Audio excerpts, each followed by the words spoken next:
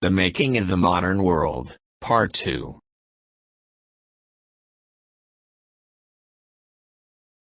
Table of Contents. Narration by Dr. Sidney Soclof, Zoe Phonemes, and Nathan Koltov. For a complete discussion of YouTube navigation, please go to tiny.1/ytnavigator. Mesopotamia and the Fertile Crescent, the origins of Western civilization. This is the Fertile Crescent, and the hydraulic civilizations of the Nile Valley of Egypt, and the Tigris and Euphrates River valleys of Mesopotamia. The surplus of food available meant that not everybody had to be engaged in food production and could do other things. The size of the group could increase drastically to the extent that first small settlements of hundreds, and then towns, and even cities of thousands of people could be established. The beginning of cities, and the resulting larger-scale communication and transfer of information between people marked the true beginning of what we call civilizations. The regional GDP per capita changed very little for most of human history before the Industrial Revolution. The empty areas mean no data. Not very low levels. There is data for the years 1, 1000, 1500, 1600, 1700, 1820, 1900, and 2003. Oh great! They both invented the wheel. Now we have to invent lawyers. The great increase in productivity was the result of the application of mechanical power, first in the form of steam power to manufacturing and agriculture, and in more recent times, starting with the telephone and telegraphs in the mid to late 19th century, and calculators and computers in the 20th century, as a result of information technology or knowledge power. This is a timeline of basic inventions. Agriculture. Neolithic Revolution. Land tenure. Strip field agriculture. Broadcasting of seeds. Inefficient use of draft animals. This is a generic map of a medieval manor, showing strip farming. The mustard-colored areas are part of the domain, the hatched areas part of the glebe. From William R. Shepard, Historical Atlas, 1923. Broadcasting of seeds. What are the disadvantages of broadcasting seeds? Wastage of seeds. Uneven coverage of the land due to uneven distribution. Through broadcasting, it is quite difficult to carry out further processes like weeding, spraying and harvesting. Due to improper distribution of water and nutrients, poor performance of the crops is established. The tragedy of the commons is a situation in a shared resource system where individual users, acting independently according to their own self-interest, behave contrary to the common good of all users by depleting or spoiling the shared resource through their collective action. The theory originated in an essay written in 1833 by the British economist William Forster Lloyd, who used a hypothetical example of the effects of unregulated grazing on common land, also known as a common, in Great Britain and Ireland. The concept became widely known as the tragedy of the commons over a century later due to an article written by American biologist and philosopher Garrett Hardin in 1968. In this modern economic context, commons is taken to mean any shared and unregulated resource such as the atmosphere, oceans, rivers, ocean fish stocks, or even an office refrigerator. A cartoon strip about the tragedy of the commons. Agricultural methods had not changed much since the Middle Ages. The basic tools were the hoe, sickle, and wooden plow, In the three-field system, farmers left one-third of the land fallow each year to restore fertility to the soil. With the open field system, there were unfenced farms with few improvements made to the land. There was no significant surplus, with only enough food to feed the population. The Industrial Revolution brought machinery to farms.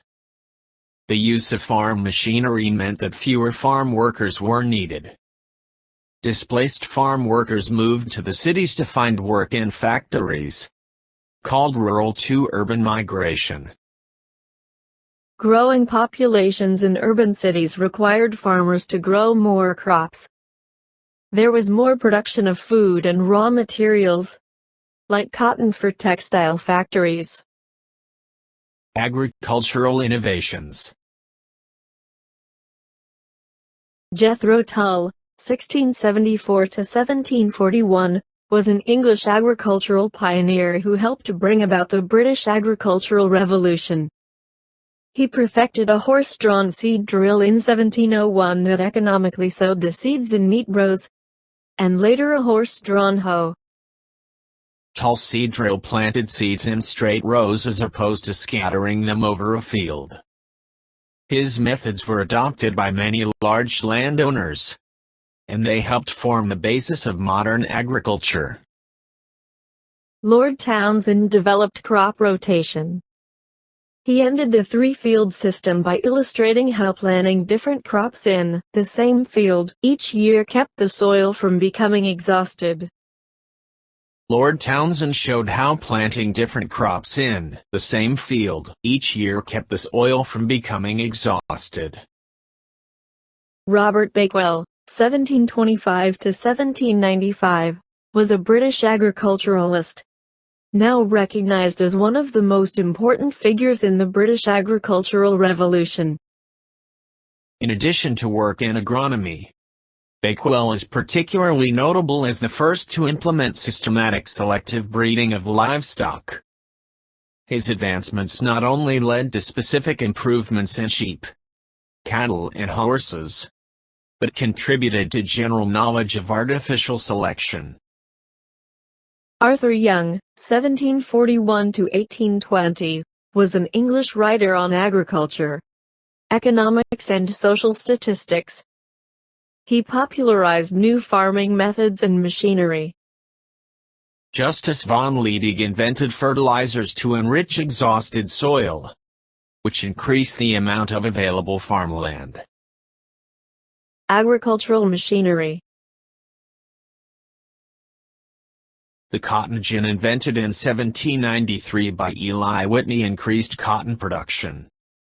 Cyrus McCormick invented the mechanical reaper in 1834, and it greatly increased wheat production. Other important inventions were the horse-drawn hay rake, threshing machine, and the steel plow.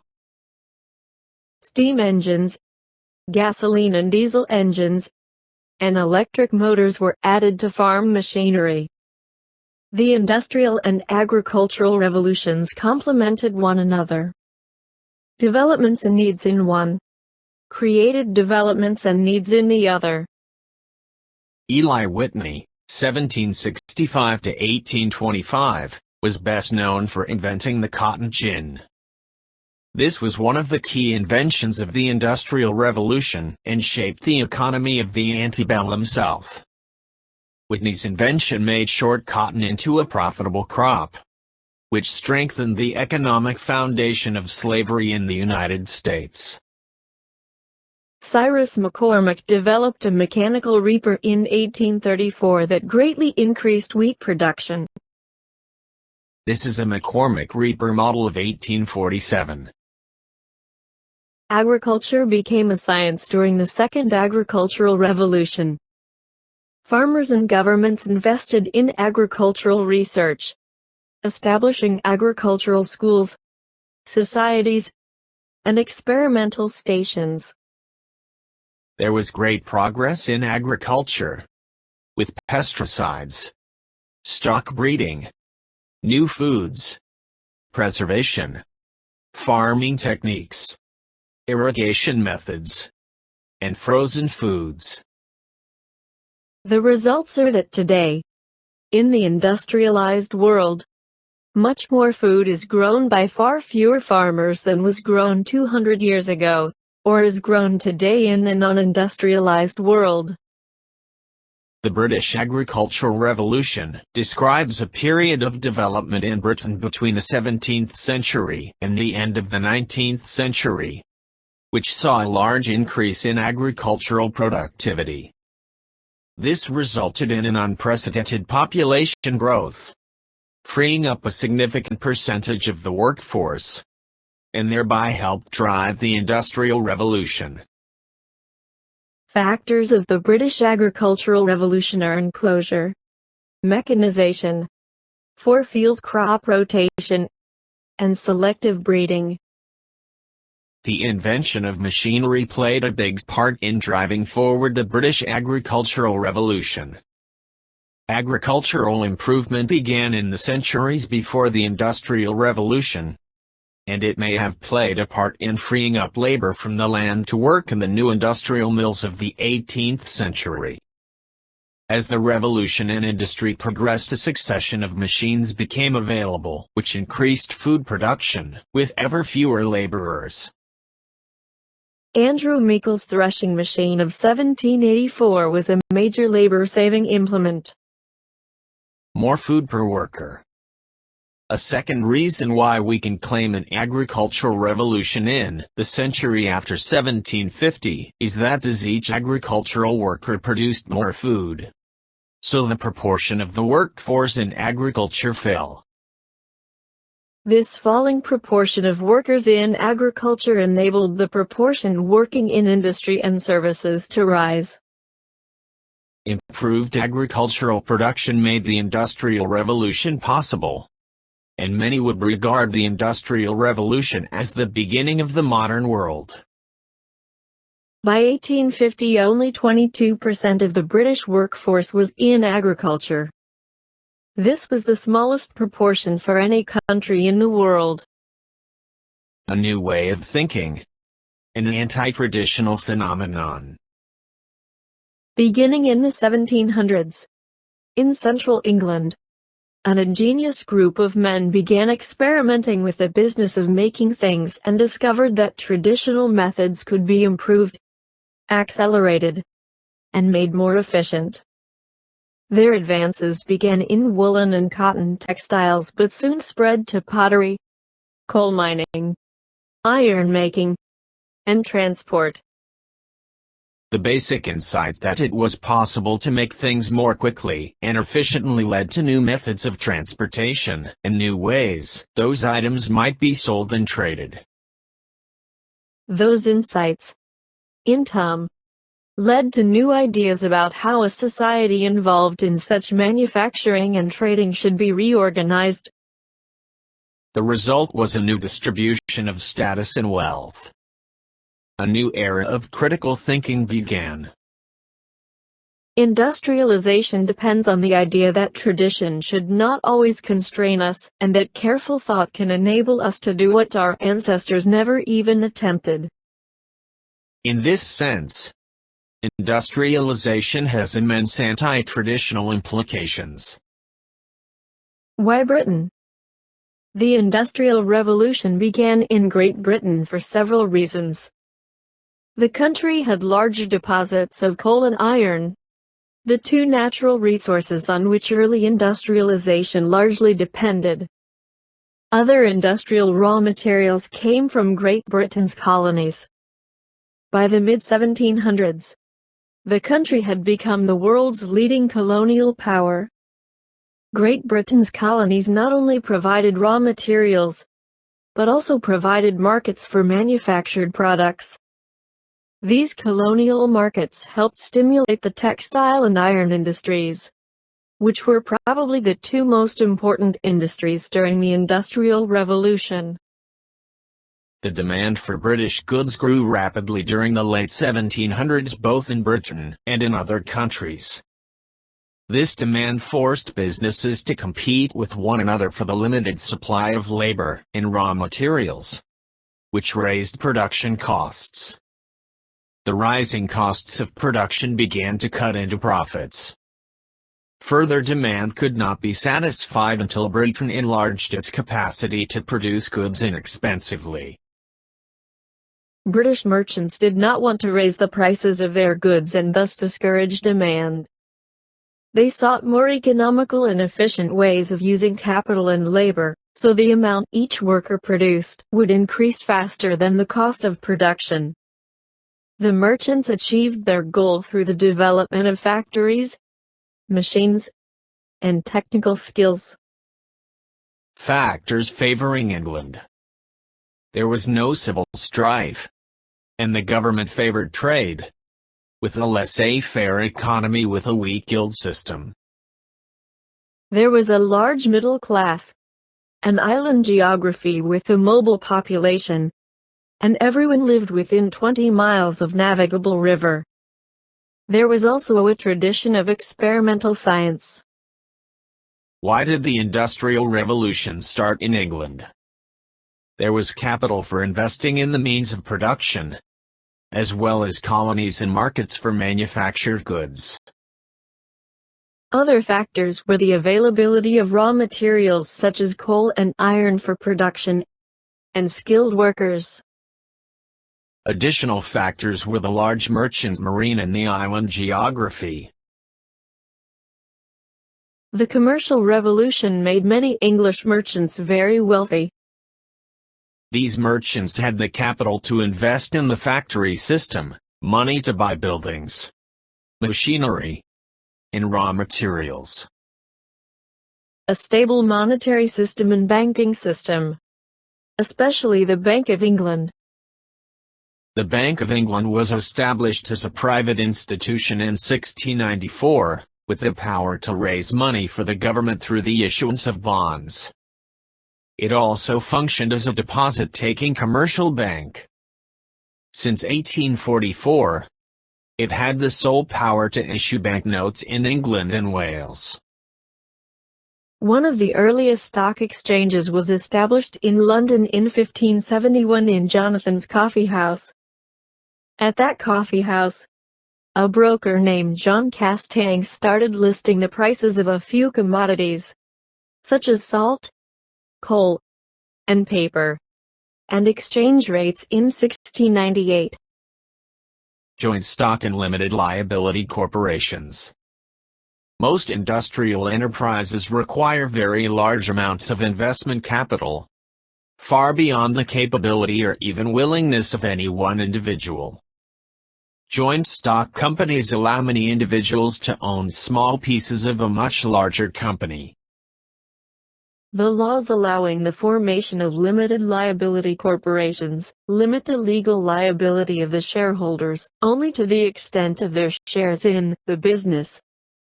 These two factors have done much to encourage the raising of investment capital. Patent laws are important to encourage invention and innovation. They can stifle some of this, to be sure, but on balance do serve a very useful purpose. Contract laws and a judicial system for enforcing contracts are important to encourage capital investment for the assurance of the smooth and profitable running of businesses. This is especially true of large-scale businesses where many complex relationships between suppliers and subcontractors, as well as buyers, distributors, shippers and wholesalers may be involved.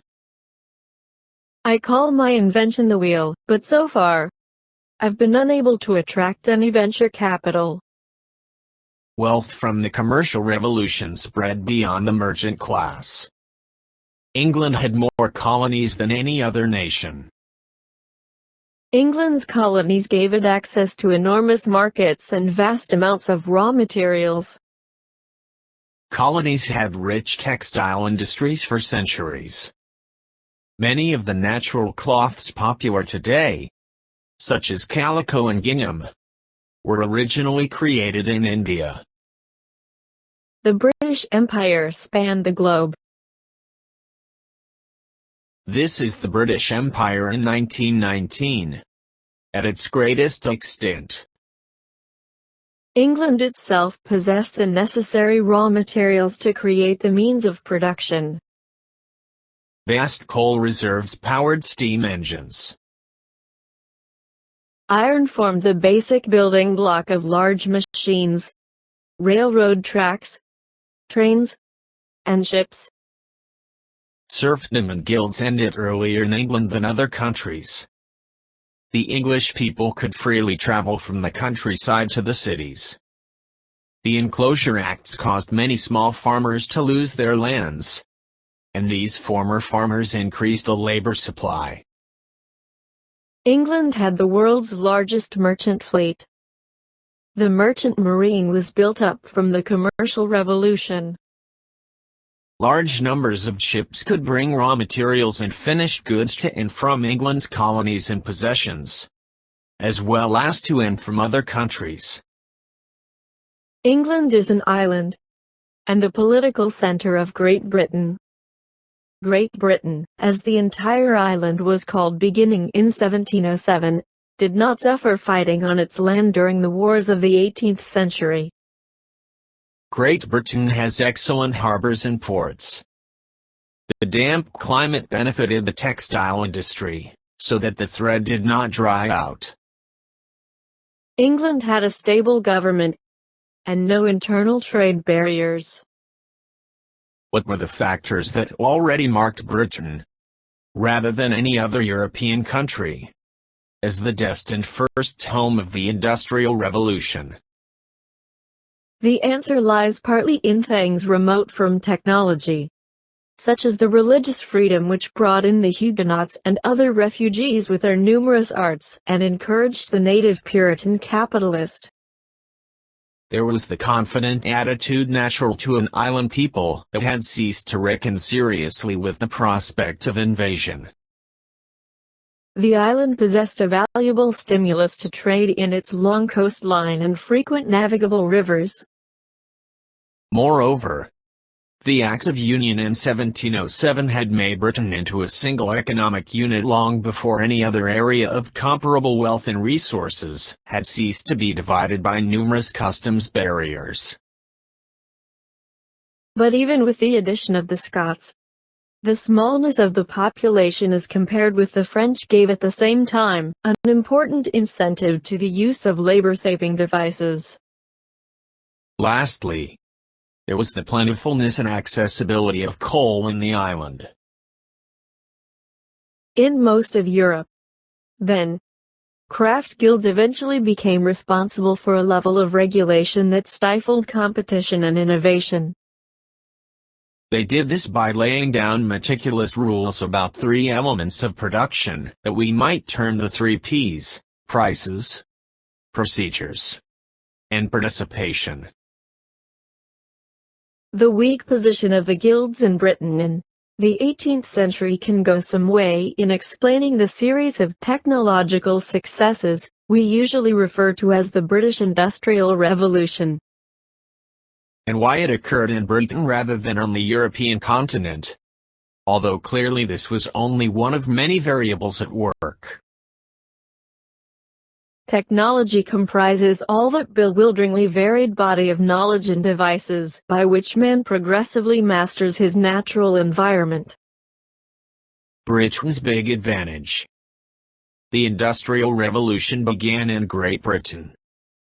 Britain had the essential elements for economic success. They were the factors of production in terms of land, labor, and capital. Why was Great Britain in the 1700s ideally suited to be the birthplace of the Industrial Revolution? Colonies around the world supplied raw materials. A powerful navy and merchant fleet facilitated trade. Waterways provided power and transportation. Enclosure movements led to a large labor supply. Private investors provided funds for investment. Coal and iron deposits provided needed resources. Sir Edward Coke was Chief Justice of the King's Bench from 1613 to 1616 and was instrumental in establishing the patent law in Great Britain. The patent statute became law in 1624. The immediate impact was barely noticeable, and for decades, fewer than 6 patents were awarded annually, though still more in Britain than anywhere else. The Statute of Monopolies was an act of the Parliament of England notable as the first statutory expression of English patent law. Patents evolved from letters patent, issued by the monarch to grant monopolies over particular industries to skilled individuals with new techniques. The textile industry was one of the first major industries to be affected by the Industrial Revolution. Weaving had been a cottage industry, with labor performed at home. Industrialization transformed this with a new way of making cloth and fabric made of wool and cotton. There were new ways of making cloth and fabrics made of wool or cotton. The supply of fibers increased in the 1700s due to the invention of the cotton gin, spinning jenny, and flying shuttle. Cloth making began to take place in factories, the cottages being too small to be efficient. With steam power for factories, output increased by a factor of 8 by 1770. Industrialization spread rapidly to Western Europe and the United States. Other regions did not industrialize in the 1800s. What was it about Western countries that encouraged them to embrace industry? Industrialization spreads. Why Western countries? Was it political liberty, freedom to compete, rewards reaped, or exploitation and improvements? Industrialization spread to America. Some factors are British restrictions. Hamilton, 1791, Samuel Slater's mill, and Lowell's mill. Industrialization spreads to Europe, to Belgium in 1807, France in 1815, and Germany in 1850. Why the revolution began in England. English merchants were leaders in developing a commerce which increased the demand for more goods. The expansion in trade had made it possible to accumulate capital to use in industry. A cheaper system of production had grown up which was largely free from regulation. There also were new ideas in England that aided the movement. One of these was the growing interest in scientific investigation and invention. Another was the doctrine of laissez-faire or leaving business alone. This doctrine had been growing in favor throughout the 18th century. It was especially popular after the British economist Adam Smith argued powerfully for it in his great work, The Wealth of Nations, 1776. For centuries the craft guilds and the government had controlled commerce and industry down to the smallest detail. Now many Englishmen had come to believe that it was better to let business be regulated by the free play of supply and demand, rather than by laws. Thus, the English government for the most part kept its hands off and left business free to adopt the new inventions and the methods of production which were best suited to them. This map again shows the industrial and coal mining areas of Britain around the year 1750. This map shows the industrial and coal mining areas of Britain around the year 1750. This shows the increase in the coal mining in Britain in the period 1800 to 1914. This shows the increase in iron production in Britain in the period 1750 to 1870. Continental Europe. The Industrial Revolution on continental Europe came a little later than in Great Britain in many industries. This involved the application of technology developed in Britain in new places. Often the technology was purchased from Britain, or British engineers and entrepreneurs moved abroad in search of new opportunities. By 1809, part of the Ruhr Valley in Westphalia was called Miniature England, because of its similarities to the industrial areas of England. The German, Russian and Belgian governments all provided state funding to the new industries in some cases, such as iron. The different availability of resources locally meant that only some aspects of the British technology were adopted. Wallonia is the southern and predominantly French-speaking part of Belgium. It has substantial deposits of coal and steel, and has experienced strong industrial growth since the Middle Ages. For many years, heavy industry was the driving force behind the region's economy. Wallonia is considered to be the birthplace of the Industrial Revolution on continental Europe. The Wallonia region of Belgium was the only continental region to follow the British model successfully. Since the middle of the 1820s, numerous works comprising coke blast furnaces as well as puddling and rolling mills were built in the coal mining areas around Liège and Charleroi. Wallonia came to be regarded as an example of the radical evolution of industrial expansion. Thanks to coal, the region became the second industrial power in the world after England. This shows the location of major industries in Europe in the 19th century. Note the concentration in the Midlands of England, northern France and southern Belgium, Wallonia, the Ruhr region, Silesia, and other parts of southern and eastern Germany. This shows the industrialization of Europe around 1850. Note again the concentration in the Midlands of England, northern France and southern Belgium, Wallonia, the Ruhr region, Silesia, and other parts of southern and eastern Germany. This shows the industrialization and urbanization of Europe around 1850. We note the highly industrialized region in the Midland of England and the Edinburgh to Glasgow region of southern Scotland. We also see the concentration along the Rhine Valley in Germany and France, in northern Italy and southeastern Germany and the adjacent Czech part of Bohemia. This shows the industrialization in Europe around 1850. This shows the industrial areas in Europe around 1850. These are principally in Belgium, the Netherlands, the Western German states, northern Italy, East Germany, and Saxony. This shows the spread of railroads in Europe. Starting from the first railroads in the 1830s in England, there was now a network all rail line throughout most of Western and Central Europe. These are railroads in Europe in 1850 and 1860. These are European cities of 100,000 or more in 1800 and 1900. This is a comparison of England and continental Europe in terms of the Industrial Revolution.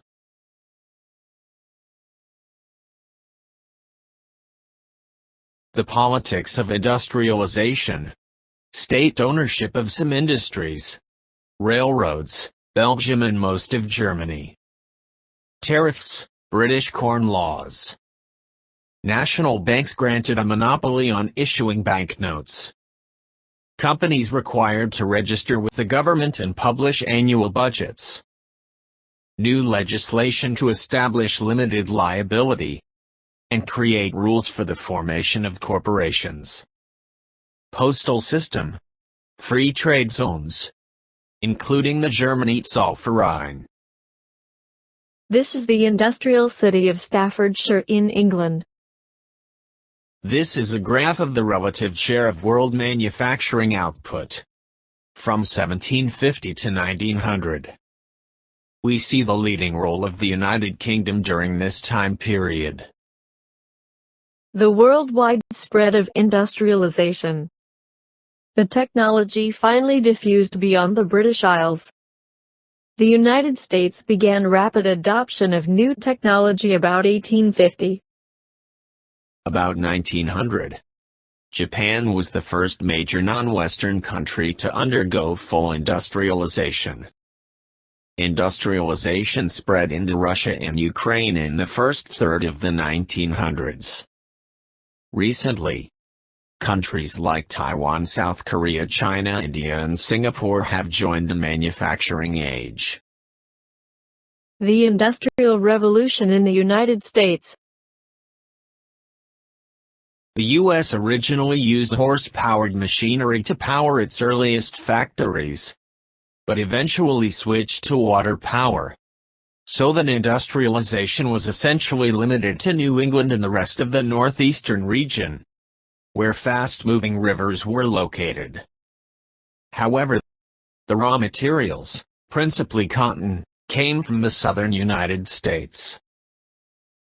It was not until after the Civil War in the 1860s that steam-powered manufacturing and transportation overtook water-powered manufacturing, allowing the industry to fully spread across the nation.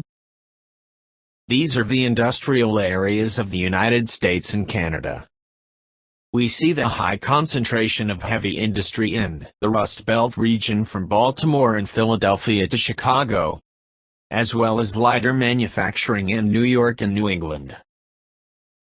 Later, some manufacturing spread into the Mid-South region of northern Alabama, Georgia, and western North and South Carolina. Also, small areas of Texas and the West Coast became manufacturing centers. Samuel Slater, 1768 to 1835, is popularly known as the founder of the American cotton industry. As a boy apprentice in Derbyshire, England, he learned of the new techniques in the textile industry. He defied laws against the emigration of skilled workers by leaving for New York in 1789, hoping to make money with his knowledge.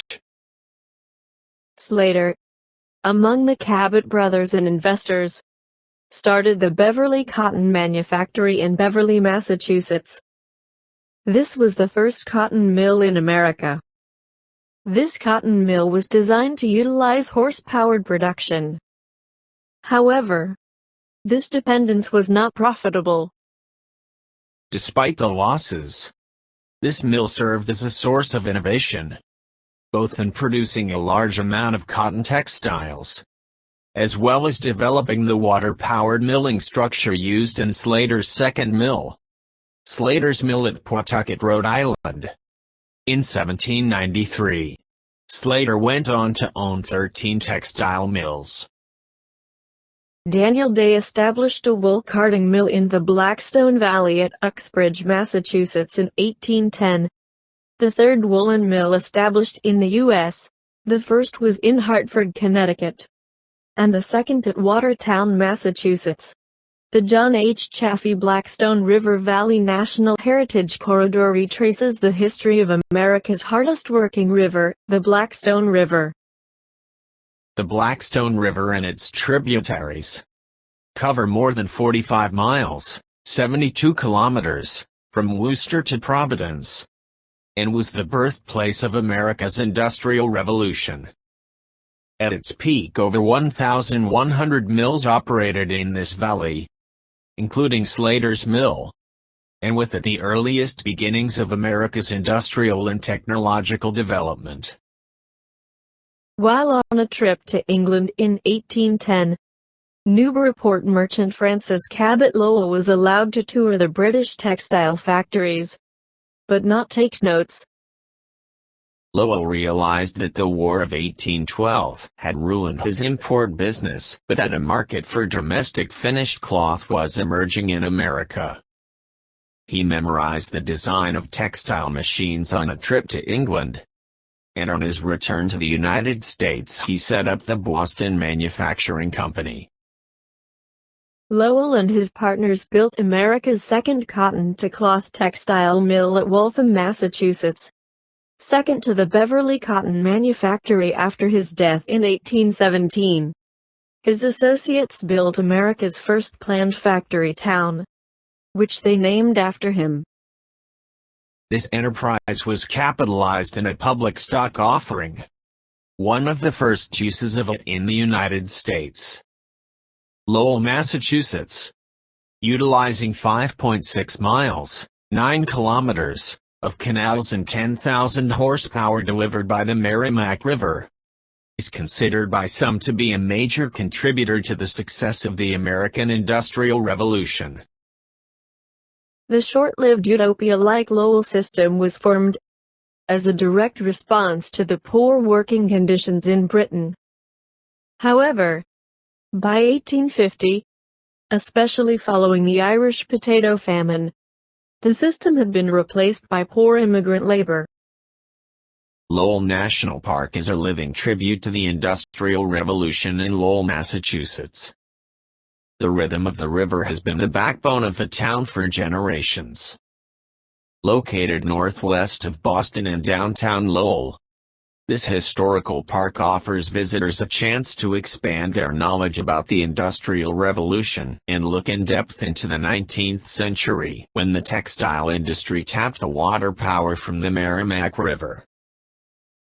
The cultural connection and significance of Lowell National Park to the present and for the future are explained when touring Lowell National Park. The whir of the 1920s weave loom was a common sound in the 19th century, when textiles helped the economy flourish. The Lowell National Park primary exhibit exemplifies the Industrial Revolution's rise and fall, and eventual rebirth of Lowell through interactive displays and video programs. Several exhibits overseen by Lowell Mills National Park can be found and explored in downtown Lowell. Exhibits include authentic 1920s operating power looms at the Boot Cotton Mills Museum, and the Mills Girls and Immigrants exhibit at the Patrick J. Morgan Cultural Center. This exhibit tells the human story of the laborers of Lowell during the Industrial Revolution. The industrialization of the watch industry started 1854. Also in Waltham, Massachusetts, at the Waltham Watch Company, with the development of machine tools, gauges and assembling methods adapted to the micro-precision required for watches. The advent of the Age of Enlightenment provided an intellectual framework that welcomed the practical application of the growing body of scientific knowledge. One of the main arguments for capitalism is that industrialization increases wealth for all, as evidenced by raised life expectancy, reduced working hours, and no work for children and the elderly. Marxism began essentially as a reaction to the Industrial Revolution. According to Karl Marx, industrialization polarized society into the bourgeoisie, those who own the means of production, the factories and the land, and the much larger proletariat, the working class who actually perform the labor necessary to extract something valuable from the means of production. Marx saw industrialization as necessary for the development of capitalism, a precursor to socialism and eventually communism. During the Industrial Revolution, an intellectual and artistic hostility towards the new industrialization developed known as the Romantic movement. Its major exponents in English included the artist and poet William Blake and poets William Wordsworth, Samuel Taylor Coleridge, John Keats, Lord Byron and Percy Bysshe Shelley. Romanticism stressed the importance of nature in art and language, in contrast to monstrous machines and factories, and the dark satanic mills of Blake's poem ended those feet in ancient time. Mary Shelley's novel Frankenstein reflected concerns that scientific progress might be two-edged. One major problem of the new industrialization was child labor in textile mills. Technology, is complexity good? Complexity creates unpredictability. The more complex a system, the more difficult it is to understand all the different ways the system may behave and, in particular, to anticipate all the different ways it may fail. Interdependence among parts creates entirely new ways that things can go wrong, ways that engineers often overlook or ignore. Thus, many technological failures chalked up to mechanical breakdown or design flaws are more accurately described as the children of complexity. New inventions, such as Edison's incandescent light bulb, are seldom of use by themselves. In order to ensure practical and widespread use of his light bulb, Edison formed the Edison Electric Light Company in 1878.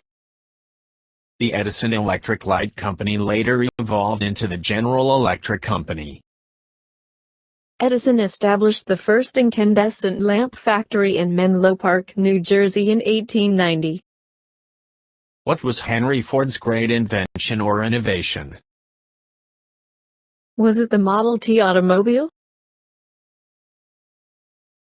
Or the first Ford assembly line? Or was it the Ford Model T assembly line? What was Sam Walton's great innovation? The role of capital. Individual investors played a vital part in the growth of the Industrial Revolution from the beginning. Many English merchants made fortunes during the 1700s from European wars, from the slave trade with North America, or from commerce with Britain's colonies. These merchants and other English people began seeking investment opportunities after seeing industries make large profits. Gradually, banks were founded to handle the increased flow of money. In 1750, London had 20 banks. By 1800, the city had 70. Most banks did not directly invest in factories or make loans to factory owners for the purchase of machinery. Some banks, however, made short-term loans to industrialists to cover their operating expenses. Such loans allowed industrialists to use their own money to buy equipment and improve and expand their factories. Banks mainly provided credit to farmers, wholesalers, and retail merchants, who then placed orders with manufacturers. As machinery and factories became more expensive, the individuals who provided capital grew increasingly important. These industrial capitalists soon became one of the most powerful forces in British commercial and political life. The role of government. Government is needed to establish a stable currency, a means of exchange, establish a judiciary to enforce contracts, and protect property rights, both physical and intellectual. Some of the early industrialization used old technology. This primarily used wind and water power, known for millennia, but utilized inefficiently and minimally. This didn't involve much scientific knowledge or much in terms of technological advances. It just required interest and a limited degree of capital investment. Indeed, before the application of steam power, the textile factories in the early 1800s used water power. And wind power had been used extensively for pumping water. For example, the windmills to produce the polders of the Netherlands. So, it wasn't the science or even the invention needed. It was interest, ability, investment capital, and a stable social, government, and banking system. There was a very stratified social economic structure in the pre-modern world. Most of the people were poor and illiterate peasants or serfs tied to the land and unable to change their status or anything else. The small minority, maybe only 1 or a few percent, were the nobility, the warriors, knights and others, and the clergy.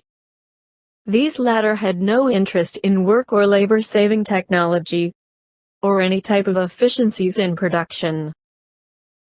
In many cases, the nobility had an actual disdain for work, considering it demeaning and well below their station in life. This was true in particular of the dons and grandees of Spain. This was a country that garnered extraordinary wealth in gold and silver from the New World but did not invest it wisely. Instead, it squandered it in palaces, luxuries, and endless wars.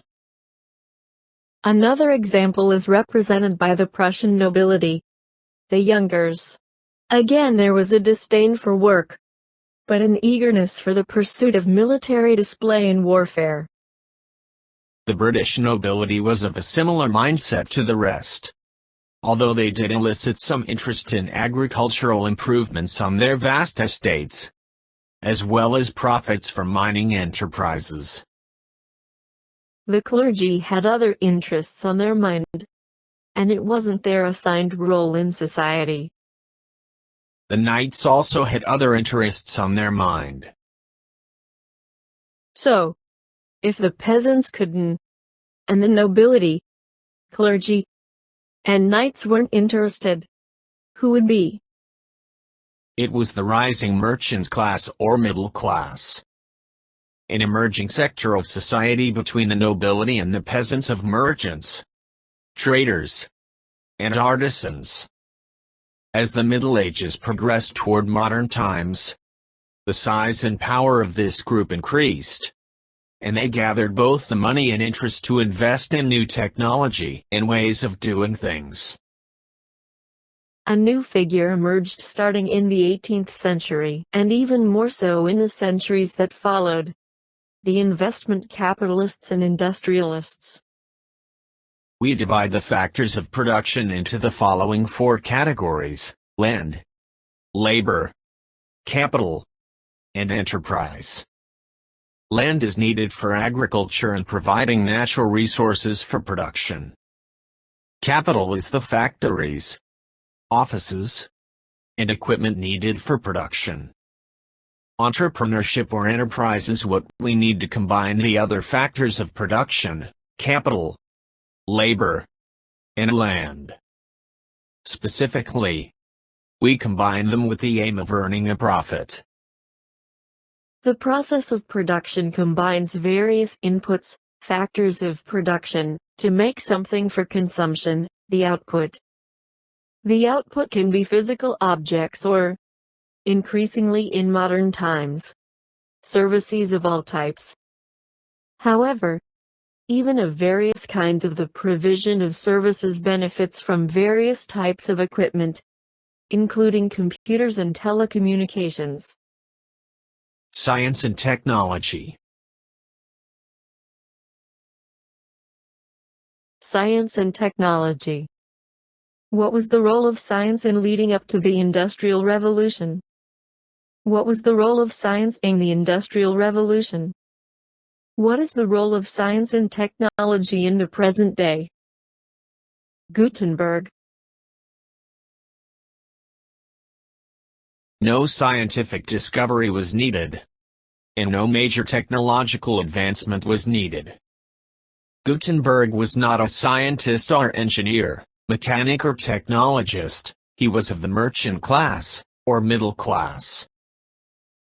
Gutenberg lived and worked in Mainz and Strasbourg, in the center of the vineyard region of the Rhine Valley. Gutenberg would have been familiar with the wine presses. That would be an inspiration for a printing press, using a similar mechanism. This is a replica of a Gutenberg printing press. In Mainz, Germany in the mid-1450s, Johann Gutenberg and his partner Johann Fust published around 180 large-format copies of the Bible in Latin. This is the book known today as the Gutenberg Bible. Johann Fust was not much of a printer but more of a businessman and a salesman. Fust loaned 800 guilders, with an interest of 6%, to Johann Gutenberg with which to start his original project. Later another large sum of money was handed over from Fust to Gutenberg. At this point, Fust felt as if he needed to be included as a partner on the project, since he had now invested so much. Most Gutenberg Bibles contained 1,286 pages bound in 2 volumes. Yet almost no two are exactly alike. Of the 180 copies, some 135 were printed on paper, while the rest were made using vellum, a parchment made from calfskin. Due to the volume's considerable heft, it has been estimated that some 170 calfskins were needed to produce just one Gutenberg Bible from vellum, about 7 pages. Biblia Latina, commonly known as the Gutenberg Bible, Mainz, Germany, Johann Gutenberg and Johann Fust. Between 1454 and 1456. The European output of books printed with movable types from the time of Gutenberg in 1459 to 1800 increased exponentially. This is an animation of the Gutenberg printing press.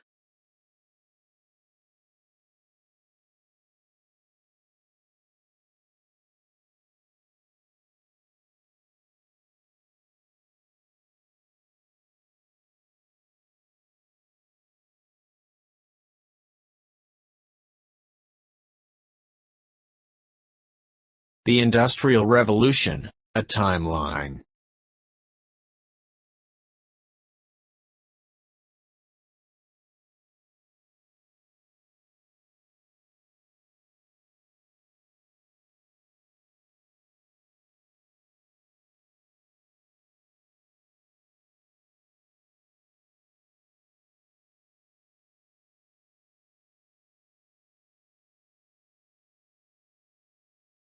Summary, Turning Points. Turning points in world history. A turning point is an event, era or development in world history that has brought about significant social, cultural, ecological, political, or economic change. The atmospheric engine was invented by Thomas Newcomen in 1712 and is often referred to as the Newcomen fire engine, or simply as a Newcomen engine. The engine was operated by condensing steam drawn into the cylinder, thereby creating a partial vacuum which allowed the atmospheric pressure to push the piston into the cylinder. It was historically significant as the first practical device to harness steam to produce mechanical work. Newcomen engines were used throughout Britain and Europe, principally to pump water out of mines. Hundreds were constructed throughout the 18th century. I would argue that the greatest turning point in the transition to the modern world happened in 1712, with Thomas Newcomen's invention of the first practical device to harness steam to produce mechanical work. This was not noted at all at the time. There was no publicity or announcements or any kind of notice at all. It was simply a non-event. Unnoticed at the time, or even for long afterward, and even now, not well known. There were later major improvements in the steam engine by James Watt in 1776, making it practical for more widespread use. The steam engine marked the major transition from human and animal muscles to mechanical power that would be available at any time and at any place. The steam engine led directly to further improvements like the steam turbines, gas turbines, and internal combustion engines. These latter include both reciprocating engines as well as rotating engines and jet engines. It can be argued that many of the other developments in the sciences, technology, political organization, democracy in republics, and a multitude of other things were due to the invention of the printing press. And that is indeed true. But the very widespread use and low-cost availability of printed material was made possible only by the high-speed rotary steam-powered printing presses. The generation of electricity, and all of the modern lighting appliances, radio, TV, computers, and industrial-scale mass production that followed from it was and still is predominantly by steam power. This is true whether the heat source for the steam turbines is fossil fuels, or nuclear geothermal or solar thermal heat sources. Our entire standard and quality of living in the modern world has its source in the mechanical power provided by the steam engine and later developments from it. So, I maintain that the year 1712 marks the major turning point in the transition to the modern world. I would also consider the date of 1776, with James Watt's design of an efficient steam engine for widespread use everywhere, and not just at coal mines. The year 1776 also marks the American Declaration of Independence, a truly revolutionary document marking the beginning of representative government. In addition, it might be stated that 1776 marked the beginning of new ways of thinking about economics and governance with the publication of Adam Smith's epic work, The Wealth of Nations.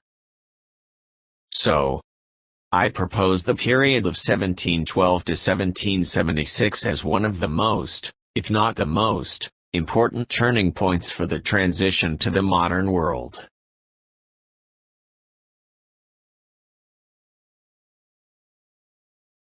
Recommended video: The Machine That Made Us, Gutenberg Printing Press Documentary, Timeline, 59 minutes.